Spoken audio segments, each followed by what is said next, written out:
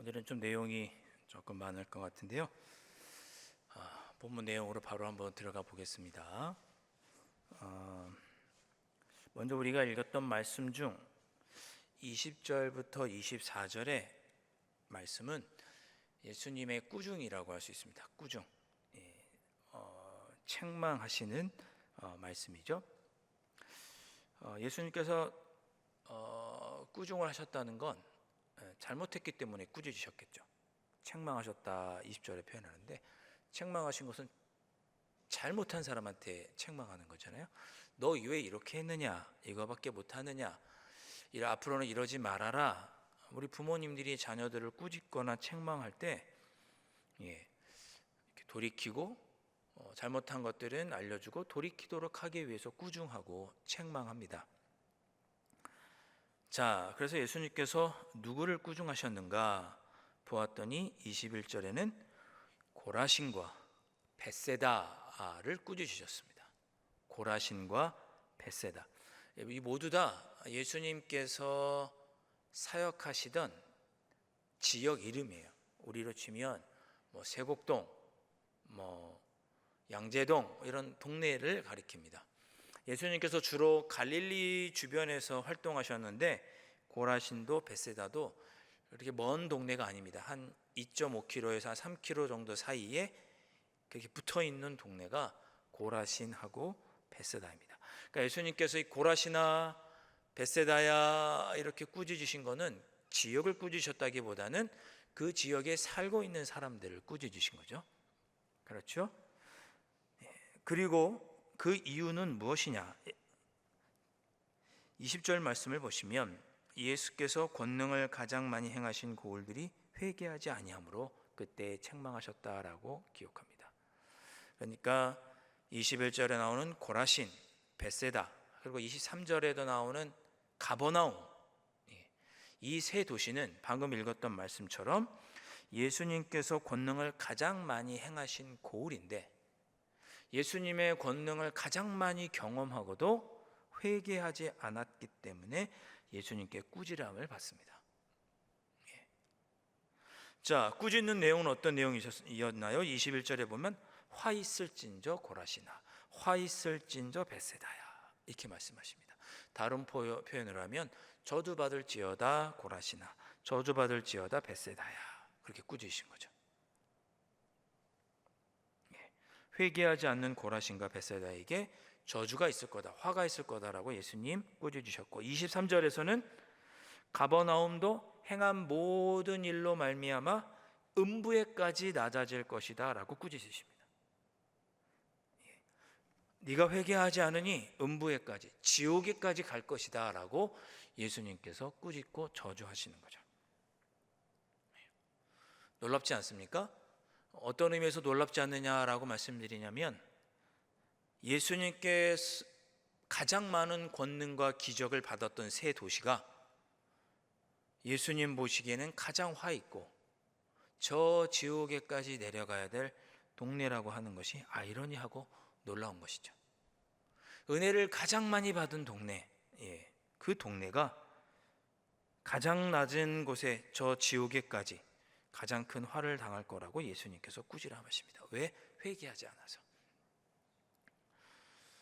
실제로 예수님께서 고라신, 벳세다, 가버나움에서 많은 기적을 행하셨습니다. 우리 고라신은 구체적으로 예수님께서 어떤 기적을 베풀으셨는지, 고라신이라고 하는 지역에 가서 어떤 기적을 베풀으셨는지 성경에는 나오지 않지만, 오늘 말씀을 보면 예수님께서 권능을 가장 많이 행사하신 동네 중에 첫 번째로 고라신이 등장하는 것 보면 예수님께서 고라신이라는 동네에 가서도 기적을 많이 베푸셨던 것 같습니다. 그리고 벳세다는 어떤 곳입니까? 예수님께서 5,000명을 먹이신 곳이죠. 그리고 거기서 앞 못 보는 맹인도 고치셨고, 베드로와 안드레, 야고보, 요한의 고향이 어디냐면 벳세다입니다. 5,000명을 먹이는 기적, 남자만 하니까 남녀노소까지 다 하면 2만 명, 2만 5천 명이라고 추산하는 그 사람들, 그럼 거의 동네 사람들 다 먹은 거죠.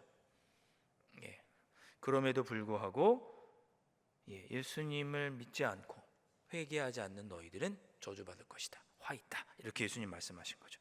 가버나움은 예수님께서 주로 활동하셨던 동네이기도 합니다. 가버나움에서는 우리 이미 살펴보았죠. 베드로 장모, 베드로의 장모님 되는 분의 열병을 예수님께서 치료하셨고, 중풍병자도 치료하시고, 회당장 야이로의 딸도, 죽은 딸도 살려내시고, 그리고 예수님은 가버나움 회당에 들어가서 거기서 하나님의 말씀을 직접 읽고 가르치기도 하셨습니다. 그런 동네가 그렇게 예수님의 놀라운 이적과 기적을 경험하고도 회개하지 않았다는 거죠. 주님의 놀라운 치유와 구원의 은혜를, 기적을 입었음에도 불구하고 회개하지 않았기 때문에 예수님은 그들에게 화가 있을 것이다 라고 꾸짖으셨습니다. 회개하지 않았다는 것은 뭐냐? 그들의 죄를 자복하지 않았다, 이런 의미가 아니고, 예수님께서 그런 기적들을 통해서 내가 참된 메시아인 것을 보여주셨음에도 불구하고 그들이 예수님을 메시아로 받아들이지 않았다, 그런 의미입니다. 예수님을 메시아로 받아들이지 않고 예수님을 참된 메시아로 믿지 못했다, 그런 뜻이 회개하지 않았다, 그런 뜻입니다.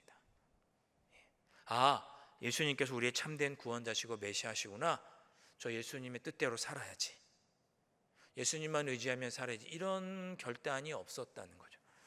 제가 얼마 전에 설교드렸지만 10명의 문둥병자가 치료받았지만 오직 한 명만 예수님께 돌아와서 당신이 참된 구주이십니다라고 고백했고, 그 고백을 보고 예수님은 네 믿음이 너를 구원하였다라고 칭찬해 주셨습니다. 그러니까 놀라운 기적을, 치유와 구원과 회복의 은혜를 경험하고도 예수님을 온전히 나의 구주로 받아들이지 못한 고라신, 벳세다, 가버나움에 사는 사람들은 화가 있을 것이다. 그렇게 예수님께서 꾸짖으신 것입니다. 자, 그러면서 그 두 세 지역과 대비해서 두로와 시돈이라는 곳을 이야기하시죠. 21절 말씀 보시면 두로와 시돈이라는 동네가 나옵니다. 두로와 시돈은 이스라엘 경계에 있는, 이스라엘 바깥에 있는 나라인데, 이스라엘과 경계에 있는 그 지역에 있는 도시가 두로와 시돈이라고 하는 도시입니다. 해안 도시거든요. 가면 굉장히 아름답고 깨끗한 도시입니다. 아주 화려한 도시예요. 근데 그 도시는 다 이방인들이 사는 도시죠. 이스라엘 땅이 아니에요. 그들은 우상을 섬기는 그런 사람들이 두로와 시돈 사람들입니다. 그러니까 이방 사람이고 우상을 숭배하던 자들도 예수님께서 베푸신 많은 기적과 구원과 치유와 회복을, 은혜를 경험했다면 그들은 진작에 회개하고 예수님을 나의 구주로 고백했을 것인데, 두로와 시돈 사람들이 이만큼 예수님의 은혜와 치유와 기적을 경험했으면 그 이방인들도, 그 우상을 섬기는 자들도 이미 예수님을 나의 구주로 받아들였을 텐데, 너희는 그 두로와 시돈 사람만큼도 못하구나라고 예수님이 꾸짖으시는 거죠. 두로와 시돈 사람, 이방인, 우상 숭배하는 그들도 내가 베푼 이런 은혜를 경험했으면 진작 굵은 베옷을 입고 죄를 뿌리고 회개하고 예수님을 구주로 고백하고 나를 따랐을 것이다. 너희들은 그렇게 하지 않는구나, 고라신과 벳세다야 라고 꾸짖으시는 거죠. 23절 말씀, 가버나움아 내가 하늘에까지 높아지겠느냐, 음부에까지 낮아지리라. 내게 행한 모든 권능을 소돔에서 행하였더라면 그 성이 오늘까지 있었으리라. 이게 무슨 말씀입니까? 가버나움은 소돔보다 못하다, 악하다, 그런 뜻입니다. 소돔이 성경에 나오는 가장 악한 도시 중에 하나잖아요. 나중에 하나님이 아브라함 그때 소돔을 유황불로 멸망시키시죠. 심판하시죠. 그런데 그 악하다고 하는 소돔도 내가 이 정도 너희들이 은혜를 베푸고 구원과 회복의 은혜, 치유의 은혜를, 기적을 베푸는 걸 보았다면 회개했을 것인데 너희들은 그러지 않는구나. 가버나움아, 너희들은 음부에까지 내려갈 것이다. 24절 말씀, 내가 너에게 이르노니 심판날에 소돔 땅이 너보다 견디기 쉬우리라 하시니라.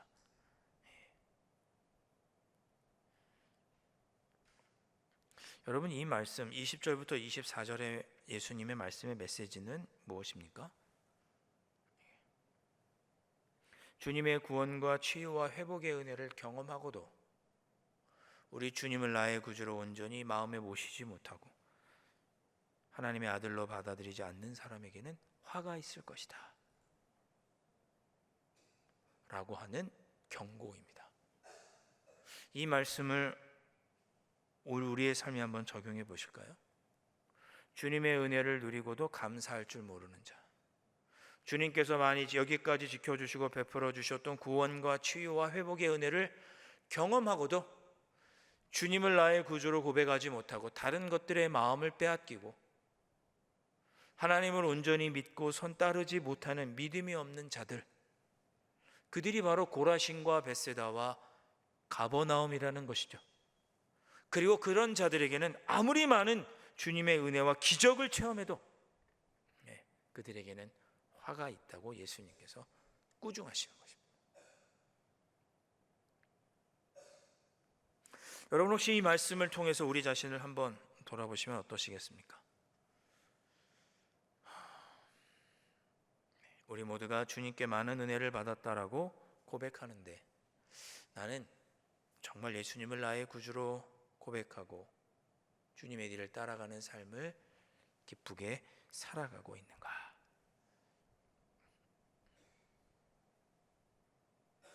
혹시 내가 주님께 귀한 것을 받았음에도 불구하고 감사하지 못하고 원망과 불평을 하거나 주님을 나의 주님으로 온전히 따르지 못하고 있는 것은 아닌가?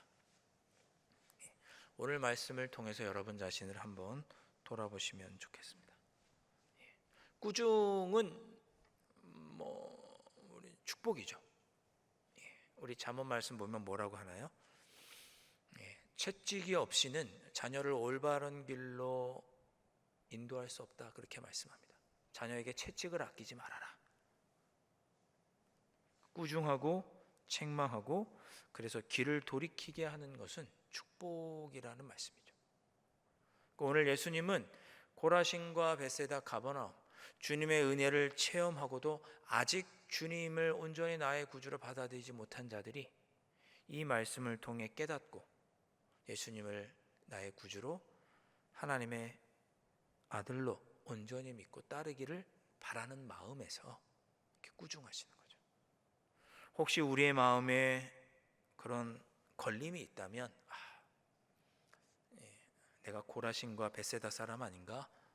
이런 마음의 걸림이 있다면 그것은 우리를 억누르고 짓누르려고 하는 무거운 짐이 아니고 그것들을 주님께 내려놓고 진정 주님 안에서 자유를 누리며 살아갈 수 있도록 하시기 위한 주님의 은혜인 거죠. 축복입니다. 자, 그 내용이 이어지는 25절부터의 말씀이 됩니다. 예수님께서 고라신, 벳세다, 가버나움이 예수님을 구주로 깨닫지 못한 것이 아니라 고라신과 벳세다, 가버나움 같이 예수님을 구주로 깨닫지 못한 것이 아니라 예수님을 구주로 깨닫게 해주신 것에 대해서 감사하게 하다라고 예수님께서 고백을 하십니다. 오늘 읽었던 말씀 25절, 그때 예수께서 대답하여 이르시되 천지의 주제이신 아버지여, 이것을 지혜롭고 슬기 있는 자들에게는 숨기시고 어린 아이들에게는 나타내심을 감사하나이다. 여기서 말하는 지혜롭고 슬기 있는 자들은 바리새인과 서기관들입니다. 스스로 지혜 있고 슬기롭다고 여기는 자들, 즉 자신들이 성경의 모든 것을 알고 자신들만이 하나님의 뜻을 안다고 생각했던 자들, 교만한 자들. 그러나 사실은 가장 어리석은 자들이죠. 내가 성경을 다 알고 율법을 내가 이렇게 잘 지키는데 라고 교만하는 자들, 하나님의 뜻을 안다고 생각했던 자들. 그래서 예수님께서 그런 많은 기적과 치유와 회복의 은혜를 보여주셨고 그것을 보았음에도 불구하고 예수님께서 우리의 구원자이신 것을, 메시아이신 것을 그들은 깨닫지 못하죠. 자신들이 성경을 다 알고 있고 하나님의 뜻에 통달했다고 생각하는 자들이니 예수님의 말씀에 귀 기울였겠습니까? 아니야. 예수님은 저렇게 죄인들과 친구로 어울려서 먹고 마시기를 즐겨하니 어떻게 저런 사람이 메시아가 될 수 있겠어? 성경을 많이 알고 신앙생활을 오래 했다고 하는 자들이 그렇게 예수님을 꾸짖습니다. 예수님이 그들과 왜 어울리는지 모르는 거죠. 죄인들의 친구가 되어주기 위해서 그렇게 하시는 건데 그걸 모르는 거죠. 그러나 예수님은 그런 것들을 어린 아이들에게는 나타내심을 감사합니다라고 말씀하십니다. 즉 어린아이처럼 예수님의 모습을 보고 있는 그대로 믿고 수용하고 순종하는 자들에게 하나님 나라를 보여주시는 것을 감사합니다라고 예수님께서 고백하십니다. 교만한 자가 아닌 어린아이처럼 예수님의 말씀을 듣고 순종하는 자, 예수님을 나의 구주로 믿고 고백하고 그 뜻에 순종하는 자, 하나님의 자녀로 삼아주시고 천국 백성 되게 해주시니 감사합니다. 그렇게 예수님께서 25절에서 말씀하신 것입니다. 그리고 이어서 예수님은 또 이렇게 말씀하십니다. 27절 말씀, 내 아버지께서 모든 것을 내게 주셨으니 아버지 외에는 아들을 아는 자가 없고 아들과 또 아들의 소원대로 계신을 받는 자 외에는 아버지를 아는 자가 없느니라. 이게 무슨 말씀입니까? 예수님이 아니고서는 하나님을 알 자가 없다, 그런 뜻입니다. 조금 어려운 얘기인데요. 전에도 설명을 드렸지만 우리 기독교 신앙을 설명하는 그걸 교리라고 하죠. 우리 교리 중에 계시라고 하는 뜻이 있습니다. 계시는 말 그대로 열어서 보여준다는 뜻이 계시입니다. 하나님의 계시는 하나님께서 열어서 보여주셨다, 그런 뜻이 계시라고 하는 우리 신앙, 기독교 교리 안에 사용하는 뜻이 바로 그 뜻이 계시라고 하는 말입니다. 우리가 하나님을, 저 전능하신 하나님, 크고 놀라우신 하나님을 우리가 어찌 알 수 있겠습니까? 하나님께서 우리에게 자신을 열어서 보여주실 때만 우리가 하나님을 알 수 있다. 그것이 계시라고 하는 교리입니다. 예. 제가 이런 표현도 썼던 것 같아요. 제가 두 손으로 제 얼굴을 이렇게 가리고 있으면 제 얼굴이 안 보이시잖아요. 그죠? 아무리 여러분들이 제 얼굴을 보고 싶어도 제가 이렇게 손을 펴서 제 얼굴을 보여드리지 않으면 여러분들이 제 얼굴을 볼 수가 없죠. 하나님께서 은혜로 나는 이런 자란다 라고 하나님께서 자기 자신을 보여주시는 행위가 계시입니다. 그 계시 중에 가장 특별하고 직접적인 계시가 뭐냐? 바로 예수님이에요. 예수님. 우리는 예수님을 보면 하나님이 어떠한 분이신지를 알 수가 있어요. 예수님이 하신 말씀을 보면 하나님의 뜻이 이거로구나 라고 알 수 있어요. 예수님께서 십자가에 달려 돌아가 죽으신 것을 보면서 하나님은 나를 독생자 예수 그리스도를 죽이시기까지 나를 사랑하시는 분이로구나 라고 예수님의 십자가의 사건을 통해서 우리는 하나님이 어떠한 분이신지를 알 수가 있죠. 이것이 바로 계시예요. 나는 이런 자다라고 하나님께서 스스로 자기 자신을 보여주시는 거죠. 그 대표적인 분이 바로 예수님이십니다. 그 얘기가 27절 말씀인 거예요. 27절 말씀 제가 다시 한번 읽어보겠습니다. 내 아버지께서 모든 것을 내게 주셨으니 아버지 외에는 아들을 아는 자가 없고 아들과 또 아들의 소원대로 계시를 받은 자 외에는 아버지를 아는 자가 없느니라. 하나님 외에는 우리 예수님이 삼위일체 하나님 되신 것을 누가 온전히 알겠어요? 그런데 아들 예수 그리스도 외에는 하나님을 볼 수 있는 자가, 왜? 하나님께서 예수님을 통해서만 하나님을 볼 수 있도록 허락해 주셨기 때문에 예수님이 아니고서는 그 누구도 하나님을 올바로 알 수가 없는 거예요.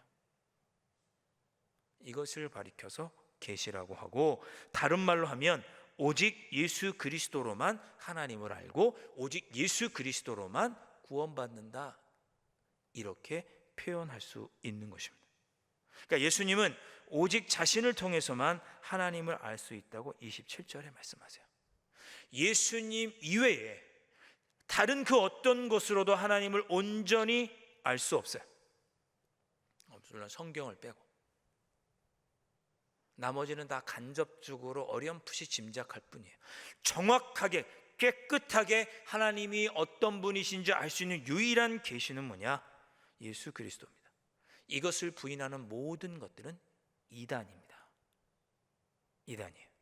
어떤 사람을 통해서, 어떤 꿈을 통해서 예수 그리스도에 대해서 정확히 알 수 있다라고 말하는 모든 것들은 이단이에요. 위험한 거예요. 여러분, 사도신경에 그렇게 우리가 예수님을 통해서 하나님을 알게 됩니다라고 고백해 놓은 것이 사도신경이에요. 나는 하나님을 믿습니다. 나는 예수님을 믿습니다. 나는 성령을 믿습니다. 삼위일체 하나님을 믿는다라고 하는 고백이 사도신경이죠. 이것을 믿지 않고 부인하는 그 어떤 단체도 기독교가 아니고 이단입니다. 예수님 오늘 분명하게 말씀해 주신 거예요. 그리고 그 예수님을 통해서 하나님을 아는 자, 마치 어린아이처럼 그 기적과 치유와 회복의 은혜를 통해서 예수님이 하나님의 아들이시고 그 예수님을 통해서 하나님을 경험한 자가 복되다. 그렇게 예수님께서 말씀해 주시는 것입니다. 자, 이어서 예수님은 그렇게 자신을 찾아오는 모든 자들이 수고하고 무거운 짐진 자들에게 쉼을 주시겠다고 28절부터 30절에 말씀합니다. 28절부터 30절 말씀 우리 한 절씩 한번 교독해 볼까요? 제가 먼저 28절 있습니다. 수고하고 무거운 짐진 자들아 다 내게로 오라. 내가 너희를 쉬게 하리라.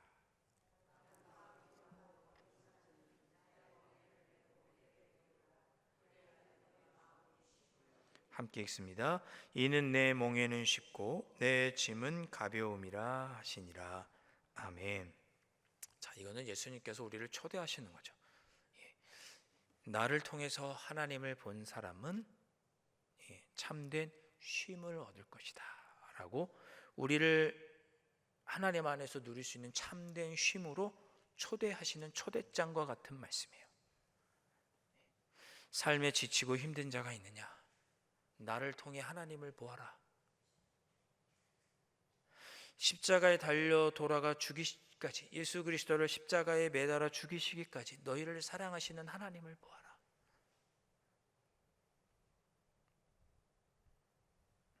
그 하나님을 볼 때 힘들고 어려운 무거운 삶의 무거운 짐도 안타까운 마음도 하나님, 그 우리를 사랑하시는 하나님 안에서 참된 쉼을 누리게 될 것이라고 예수님께서 초대해 주시는, 쉼으로 초대해 주시는 말씀이 28절부터 30절의 말씀입니다. 수고하고 무거운 짐진 자들아 다 내게로 오라. 예수님께 가면 그 예수님을 보내주신 예수님을 통해서 본 그 하나님께서 우리에게 참된 쉼을 주실 것이라고 예수님 말씀하시는 거죠. 여러분, 이것이 우리 신앙의 가장 깊은 뿌리요, 가장 밑바탕 아닙니까? 힘들고 지치고 어려우실 때 우리가 어디로 달려갑니까? 우리 주님께 달려가죠. 마음이 지치고 상할 때 어디로 달려가나요? 예수님께 달려가죠. 왜? 예수 그리스도를 죽이시기까지 나를 사랑하신 그 하나님의 사랑 앞으로 우리가 나아가는 거죠. 거기로. 거기가 아니면 살 곳이 없으니까, 쉼을 얻을 곳이 없으니까. 그곳에서마저 내가 쉼을 얻을 수 없다면 우리가 어떻게 살 수 있겠어요? 그 어떤 것도 우리에게 온전한 쉼을 줄 수는 없지만 하나님만큼은 우리에게 쉼을 주시니, 지치고 상한 자들도 예수님 앞에 나아가 그 피 흘리신 예수님의 십자가의 그 보혈을 보며 저 보혈 흘리시기까지 나를 사랑하시는 하나님을 깨닫고 거기서 위로와 용기를 얻는 거죠. 쉼을 얻는 거죠. 그것이 우리의 신앙입니다. 29절에 예수님은 멍에에 대해서 말씀하십니다. 나는 마음이 온유하고 겸손하니 나의 멍에를 메라. 이 멍에는 뭘까요? 마태복음 11장 전체를 쭉 살펴보면 이 멍에는 율법을 말합니다. 율법. 멍에라고 하는 건 이렇게 어깨에 짐을 지우는 거잖아요. 짐을 지게 하기 위해서 씌우는 게 멍에죠. 그게 뭐냐? 율법이에요. 율법은 멍에예요. 우리를 지치게 하고 힘들게 하고 어렵게 하죠. 우리가 그리스도인으로 살다가 죄를 짓습니까? 안 짓습니까? 짓죠. 우리가 그리스도인으로 살다가도 누가 밉죠. 우리가 그리스도인으로 살다가도 우리가 거짓말할 때가 있고, 그리스도인으로 살아가도 남을 원망하고 험담하고, 우리가 그리스도인으로 살아가도 정직하지 못하고 죄를 지을 때가 있습니다. 그래도 하나님은 우리를 사랑하세요. 그게 예수 그리스도를 통해 보여주신 하나님의 사랑이죠. 근데 율법은 어떻게 해요? 네가 그렇게 살고도 목사냐? 네가 그러고도 목사냐? 네가 그러고도 그리스도인이냐? 구원받은 사람이냐? 라고 우리를 억누르고 지치게 하고 힘들게 합니다. 기도도 안 하는데 네가 그리스도인이냐? 봉사도 제대로 못하면서 네가 그리스도인이냐? 우리가 부족하다고 억누르는 멍에. 왜 11조를 드리지 않느냐? 왜 일주일에 2번씩 금식하지 않느냐? 라고 우리를 정죄하는 율법. 거기에 우리가 어깨가 짓눌리고 무거워서 힘들 때 그 멍에를 벗겨주시는 분이 누구냐? 우리 예수님이신 거죠. 부족하고 연약해도 우리를 끝까지 사랑하시는 하나님. 아무도 나를 알아주지 않아도 나를 사랑하시고 우리 주님만큼은 나를 기억해 주시고 나를 품어주시고 용서해 주시고 격려해 주시고 위로해 주시고. 로마서 8장 38절 39절에 뭐라고 그랬어요? 생명이나 죽음이나 기쁨이나 천사나 그 어떤 것도 하나님의 사랑에서 끊을 수 없다라고 로마서에서 선포하죠. 율법도 너를 하나님의 사랑에서 끊을 수 없다. 그 쉼에서, 하나님의 쉼에서 우리를 끊을 수 없는데, 그 끊을 수 없는 그 쉼의 자리로 우리 예수님께서 우리를 초대하시는 거죠. 근데 율법은 우리를 자꾸만 거기서 낙오한 자라고 우리를 어깨를 짓누릅니다. 나에게 오면, 예수님께 오면 이 무거운 멍에, 이 율법의 멍에, 정죄의 멍에 너희들이 벗고 주님 안에서, 하나님 품 안에서 온전한 쉼을 누리게 될 것이라고 우리 예수님 약속해 주십니다.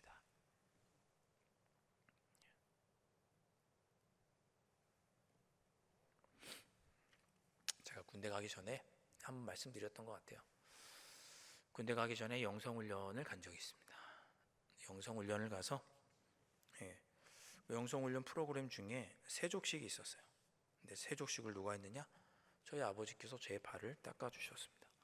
제 발 앞에 무릎을 꿇고 두 다리 사이를 발을 잡고 제 양 다리 사이에 머리를 박으시고 기도하신 후에 제 발을 닦아주셨습니다.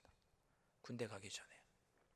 제가 4월 달에 군대 갔는데 1월에 그런 해주셨어요. 제가 그때 깨달았죠. 아버지가 나를 이렇게 사랑하시는구나. 하나님은 얼마나 사랑하실까를 그때 깨달았습니다. 아버지의 사랑을 통해서 하나님의 사랑을 볼 수 있었던 거죠.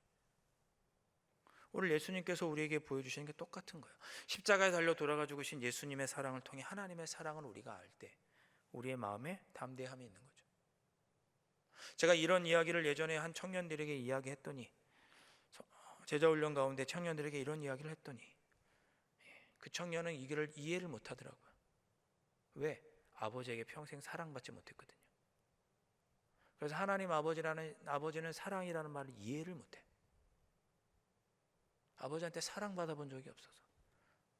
그래서 하나님은 전능하시다라는 말은 이해가 되지만 하나님은 사랑이시다, 하나님 아버지는 사랑이시다는 말을 이해를 못하겠대요.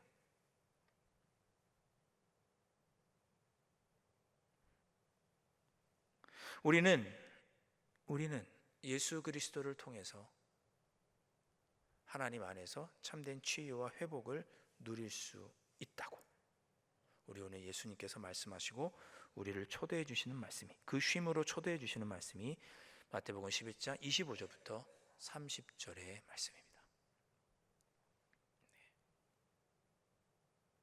오늘 이 말씀이 여러분에게 위로가 되고 힘이 될 수 있기를 주님의 이름으로 축원드립니다. 지치고 힘드신 분 계십니까? 하나님은 여러분을 사랑하십니다. 포기하지 않으시고 예수 그리스도를 보내주시기까지 여러분을 사랑하십니다.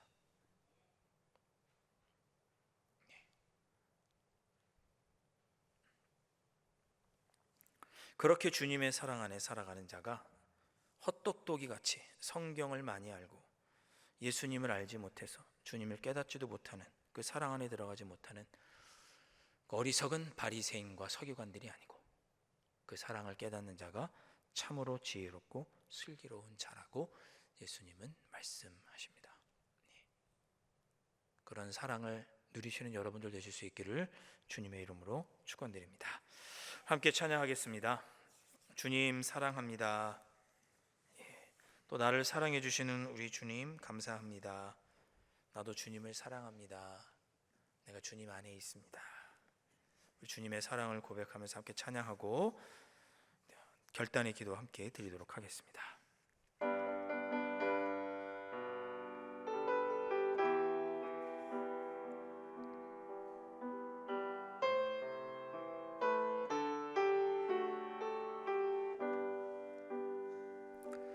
사랑합니다. 나의 예수님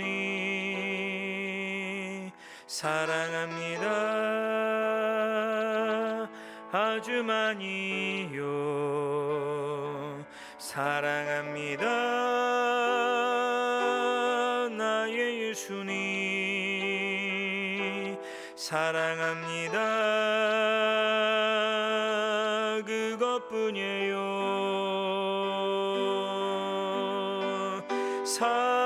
사랑한다 하더라. 내가 너를 잘 아노라. 사랑한다 하더라. 내게 축복 더하노라. 사랑합니다. 사랑합니다. 나의 예수님 사랑합니다. 아주 많이요. 사랑합니다. 나의 예수님 사랑합니다. 그것뿐이에요. 사랑한다 내 딸아. 사랑한다 내 딸아. 내가 너를 잘 아노라. 사랑한다 내 딸아. 내게 축복 더. 우리 한 번 더 찬양하겠습니다. 사랑합니다. 사랑합니다. 나의 예수님 사랑합니다. 아주 많이요. 사랑합니다. 나의 예수님 사랑합니다. 그것뿐이에요. 사랑한다 하더라. 내가 너를 잘 아노라. 사랑한다 하더라. 내게 축복 더하노라. 기도하겠습니다. 우리 오늘 이 시간에 기도하실 때 주님 오늘 저희를 꾸중하여 주시니 감사합니다. 받은 은혜와 사랑이 큼에도 불구하고 온전히 주님의 을 의지하지 못하는 저의 연약함을 용서하여 주옵소서. 죄인처럼 무거운 짐을 어깨에 지고 살았던 우리의 어리석음을 용서해 주옵소서. 우리를 꾸짖어 주시는 주님의 귀한 음성에 감사하시고, 이제는 주님만 의지하며 예수님을 통해 깨달은 그 하나님의 사랑과 능력을 의지하며 살아가겠습니다. 성령께서 인도하여 주시고 주님께서 주시는, 하나님이 주시는 참된 평안과 쉼을 우리의 삶 속에서 누리게 하여 주시고, 하나님께서 우리의 삶 속에서 일하심을 보는 귀하고 복된 삶 살아가게 하여 주옵소서. 그렇게 우리 회개할 것들 회개하시고 주님만 의지하며 살아가기를 결단하시고, 또 그렇게 살아갈 때 하나님이 주시는 온전한 쉼을 누릴 것을 기대하고 소망하면서 우리 시간 합심하여 함께 기도하도록 하겠습니다. 우리 시간에 한 번 더 기도하시겠습니다. 우리 이 시간에 기도할 때는 우리 교회를 위해서 한번 기도하겠습니다. 아버지 하나님, 10월 20일이면 우리 교회에 새로운 장로님들을 세우게 됩니다. 이 모든 일 가운데 하나님의 역사하셔서 귀한 일꾼이 세워지도록 하여 주시고, 우리의 교회가 더욱더 활기를 얻게 하여 주옵소서. 이 모든 일 가운데 아버지 하나님, 은혜 가운데 진행되게 하시고 사탄 마귀가 틈타지 않도록 도와주시고, 온 성도들이 기뻐하는 아름다운 임직식이 될 수 있도록 역사하여 주옵소서. 이 임직식을 위해서 기도하실 수 있길 바랍니다. 우리 환우들을 위해서도 기도하시고, 명언이를 위해서도 기도하시고, 우리 수험생들을 위해서도 기도해 주시기를 바라고, 특별히 지금 대한예수교장로회 109회 총회가 진행되고 있는데, 정말 이 총회가 한국교회를 살리는 거룩한 총회가 될 수 있도록, 한국교회가 다시 한번 일어서는 귀한 총회가 될 수 있도록 이 총회를 위해서 기도해 주시고, 총회를 통해 한국교회가 새롭게 거듭날 수 있도록 기도해 주시고, 또 우리 최경수 장로님 또 이 총회에 참석하고 있는데, 우리 교회를 대표해, 우리 노회를 대표해 참석할 때 잘 감당하고 돌아올 수 있도록 우리 장로님을 위해서도 기도해 주시길 바랍니다. 이 세 가지 기도의 제목을 가지고 우리 교회를 위해서 함께 합심하여 중보기도를 하겠습니다. 두 손 높이 드시고 주님의 이름 크게 한번 외치고 합심하여 한 3분 정도 기도하겠습니다. 주여